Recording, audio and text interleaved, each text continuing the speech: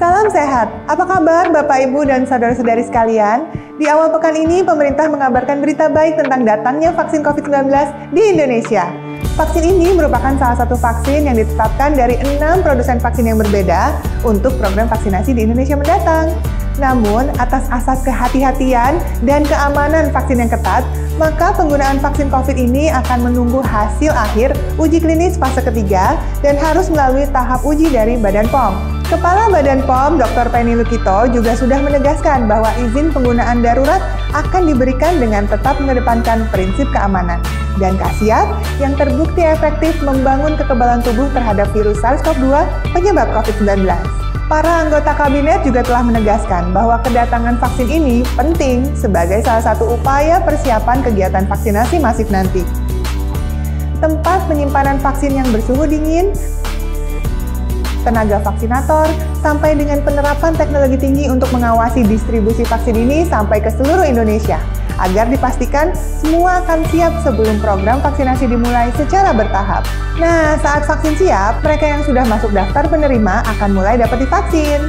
Sebagai tahap pertama, vaksin akan diberikan kepada pekerja dengan resiko tinggi terhadap COVID-19, yaitu para tenaga kesehatan dan aparat yang membantu proses penelusuran, pengujian, dan perawatan pasien COVID-19. Sebagai lini pertahanan terakhir, tentu mereka harus dilindungi segera.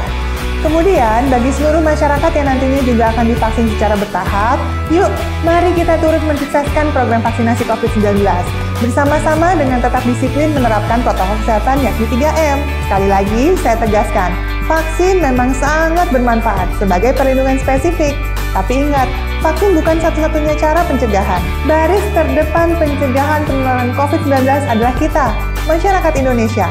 Dengan bersama disiplin memakai masker, menjaga jarak aman, dan mencuci tangan atau 3M yang semuanya dilakukan bersamaan atau dalam satu paket, ditambah dengan mendukung upaya peningkatan tes, penelusuran, tindak lanjut pengobatan atau 3T, ini terbukti ampuh. Dengan demikian, semakin yakin kita bisa segera taklukkan virus penyebab COVID-19 ini dan menghentikan pandemi ini. Ingat, jangan longgar dan jangan lengah. Mari kita bisa lihat data berikut ini. Ada kecenderungan penerapan 3M mulai kendur, bahkan longgar. Akhirnya, banyak terjadi penambahan jumlah kasus, terutama sejak bulan November hingga pekan pertama bulan Desember. Bapak, Ibu, saudara-saudari sekalian, ketentuan untuk 3M ini bisa kita temui di mana-mana.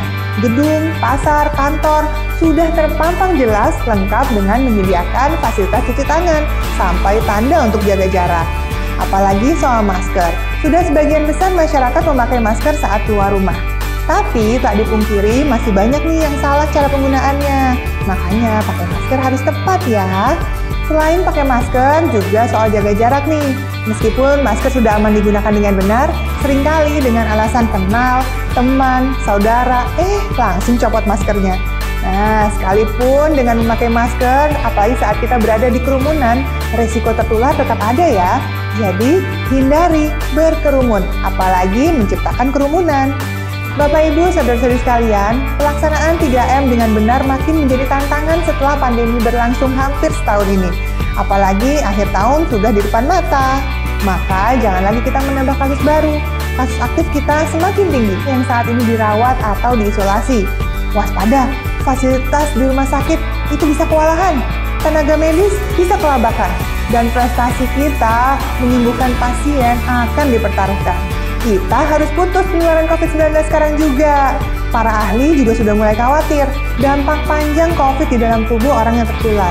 Meski sembuh, dampak terhadap kesehatan si penderita bisa jadi bertahan lama. Ada loh fenomena yang disebut dengan kondisi long COVID. Tentu saja kita semua berharap vaksin dapat menurunkan kesakitan dan kematian dan efektif membangun kekebalan khusus terhadap virus ini. Namun, sekalipun vaksin ada, sekali lagi, 3M lah tameng yang utama. Lindungi diri, lindungi keluarga, lindungi sesama. Indonesia, kita pasti bisa. Salam sehat dari saya, sampai jumpa.